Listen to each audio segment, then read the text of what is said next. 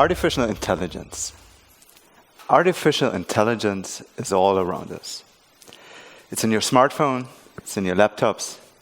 Some people already have it in their cars. When I was a little kid, I already got fascinated with this kind of technologies and stories about it. You may remember the story of number 5 coming to life by a short circuit. Today, my kids love Wall-E, the friendly robot. But there's also these stories of, HAL in Space Odyssey or the Terminator.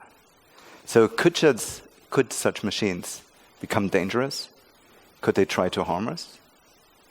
I really wanted to understand. So I studied computer science, eventually became a professor in pattern recognition, machine learning, and artificial intelligence.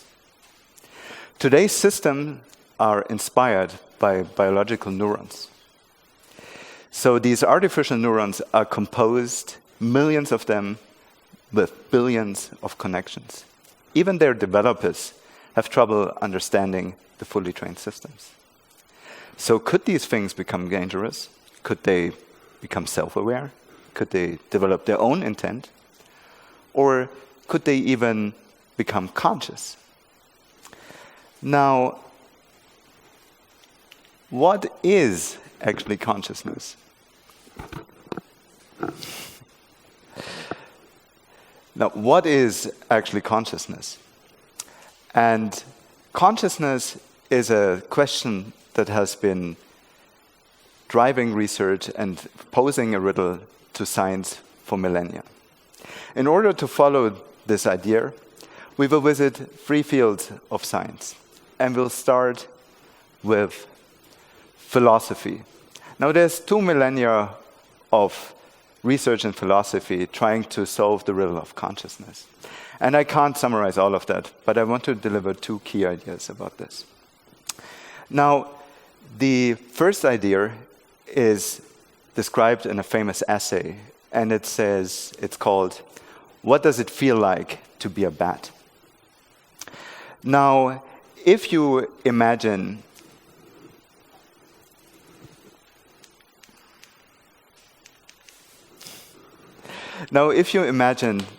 that you're a bat, you hunt your prey with echolocation. We understand echolocation, right? So you send clicks, it's like sonar, and then you use it to hunt your prey in twilight. But what does it feel like to be a bat? You fly, barely able to see, you send clicks, and you perceive with large ears where your prey is. And we immediately realize that we fail to understand how this actually feels like. Now, this is, of course, a real problem, and this is why it's the hard problem of consciousness. The other problem that I want to talk about is, when do we actually understand something? So, if there's something difficult to understand, when can we be sure that we understood it or that somebody is just faking it? And there is a thought experiment by philosopher John Searle, and it's called the Chinese room. Now, he probably chose Chinese because it's hard to understand or hard to learn for most of the Western population. I tried, and I failed miserably. But I can tell you, if you have this thought experiment, imagine there's somebody here in this room, and you want to find out whether the person speaks Chinese or whether he's just faking it. But all you can do is you can send messages on the one side and receive written messages on the other side. Which questions do you ask to find out whether this is a real Chinese speaker or just somebody looking up everything in a book? You immediately realize that this is hard to do. So we can't really figure that out from asking questions alone. But of course, this is just an analogy, but we are not interested in this Chinese room, but what we are actually interested in is the human brain. Now, this brings us to a second field of science. And this second field of science is neuroscience. In neuroscience, the puzzle of consciousness has already been partly explored. There have been great progress in generally understanding the brain over the past decades. But in the terms of consciousness, there is not so much to present. Well, there's 3 theories. The first one is called the global workspace theory. And in global workspace theory, there is the idea that there's a huge canvas where all sensory input goes in, and this allows you to navigate through your world. Now, the big problem with this canvas is that there is no single structure in the brain that has been associated with this global workspace. A second theory is called integrated information, and it says consciousness arises from the interconnectedness of different brain parts. Now, this is really difficult to build, just many connections, but it led to a measurement procedure that allows us to differentiate awake persons from persons asleep. And this is a valuable tool in the diagnosis of comatose patients. Now, there is a third theory, and I'm really excited about this one, and it was brought up by Antonio Damasio. And this third theory is built in 3 stages. So Damasio is a clinical neuroscientist, and he built this essentially from his clinical observations. And he describes consciousness in these 3 parts. So there's the proto-self, that is like the mechanistic part of the body that can do simple tasks like sleepwalking. Then there is the base consciousness, where you can already do simple planning tasks and then interact with your environment. So you understand yourself and maybe certain things in your environment. And in order to be human-like conscious, you need the extended consciousness, which has language, autobiographic memory. So only the extended consciousness is really human-like. The base consciousness you find in many animals. Now, all of this is connected via emotion. And if you want to learn, the proto-self can learn, you hit your knee, you want to avoid that in the future. But for higher order emotions, which Damasio calls feelings, they have to have a certain base consciousness such that you can understand things like love and hate. Now, I'm very excited about this model by Damasio, and the reason why I'm really excited about that is because it can actually be implemented in terms of machine learning. This brings us to a third field of science, which is computer science and machine learning. And in order to understand what we did in terms of analyzing Damasio's models with machine learning, I'll just give a short wrap-up of general machine learning theory. The first kind of learning that I want to introduce, of 4, is supervised learning. And this is the kind of learning you find in most models. So there is our little robot, and you want to teach it something, like what is a socket? So you show the robot many examples, and you train it such that it recognizes it again. Now, the problem with supervised learning is, as soon as something comes up that it's never seen, like this US socket here, it doesn't understand, and you have to train again in order to realize that this is also a socket. So we need man-made categories to use supervised learning. There's also unsupervised learning, and unsupervised learning is actually using just sensory input, and you let the robot, just by showing examples, build its own concepts. So you show the examples, and the robot builds its own concept. Now, the problem with that is that quite frequently, the concepts that the machine actually derives are not really intelligible for humans. Now, let's have a look at the third kind of learning. And this is learning with memory. And obviously, if you want to find yourself in a complex world, you have to be able to remember things. So learning with memory kind of brings a hard disk into our system so that if you visit different places, you will be able to remember where you found the socket, and then you can continue and remember where the socket was. The last learning that I want to present today is reinforcement learning. And reinforcement learning is very relevant for us because in addition to the environment, it also augments our robot with certain goals it wants to achieve. So here in this case, it's a battery. And you could say that's not unlike the emotions that Damasio is postulating. So as soon as the battery gets empty, our robot kind of doesn't like it and tries to do something against that.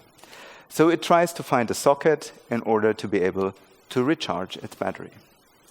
Now with this 4 methods, the supervised learning, the unsupervised learning, then learning with memory, and reinforcement learning, where we are following goals, we will now try to implement what actually Damasio wrote up. And you'll see that we can actually do that. So let's have a look at the proto-self that came up in Damasio's theory. Now the proto-self, we have the little robot, an environment, some emotions that we need, and we can of course learn from that. And on top, we need some memory in order to be able to find ourselves in the environment. However, there is no notion of self-recognition. Already in 1991, some researchers postulated a self-aware system, and they essentially used the idea of Damasio's proto-self and added on top unsupervised learning, such that we would be able to learn a kind of world model. Now you can learn to recharge your batteries, you can learn to represent the world, and then magically at some point the self appears. Now the problem with the 1991 model is that there is no mechanism that guarantees that a self would appear in the world model. And this is exactly the difference to Damasio's base consciousness. Because in the base consciousness, you add on top not just a certain part of the world model that represents the self, but also something that represents the emotions to expect. Damasio calls this feelings. And now you can go ahead and learn to fill your batteries, you can learn to represent the world, but you can also learn expectation about your future emotions, and you can learn your feelings. On top of that, Damasio introduces the feeling of what happens. So this is a mechanism that allows you to find yourself in the world. So you're continuously trying to identify yourself with your surrounding. And by this mechanism, the self then is created. So that's really interesting, and it allows us to construct essentially animal-like behavior. However, if we want to go towards the extended consciousness, it's a little more complicated. So in order to achieve that, of course, we need the base consciousness, but on top, we then have to augment the world model, populate it with other actors, probably also their emotion, and maybe even expectations about ourselves. So by doing that, we will then be able to integrate language, autobiographic memory, and of course, this is a very challenging problem, and it will take probably another months and years of research to actually implement this. Now let's go back to where we started today. We started with two questions. The first question was, can today's machine learning systems, can they become dangerous? Can they develop their own intent? And I can tell you that approximately 99% of all machine learning systems today, they are built on top of the supervised learning. So it's very unlikely that they develop their own intent. There's no mechanism in there that would actually produce that. However, of course, you can build drones equipped with weapons and also teach the machines to do things that are probably dangerous. So maybe we don't want to do that. On the other hand, we were asking the question of what is consciousness? And could machines have it? And in order to answer that question, we actually had to go all the way to philosophy to ask the right questions and understand the why. Then we had to go to neuroscience to understand essentially the computer that we have in our heads. What is the what? And finally, we brought that together with computer science that taught us something about the algorithms and the how. Now, what I showed to you today, it's been published only approximately 6 months ago. So it's very new research. So today, I feel again like in my childhood days. I'm really excited to see the fast progress of AI at present day. And you'll see in the coming months and years, there will be even more discoveries about the human mind. Thank you very much.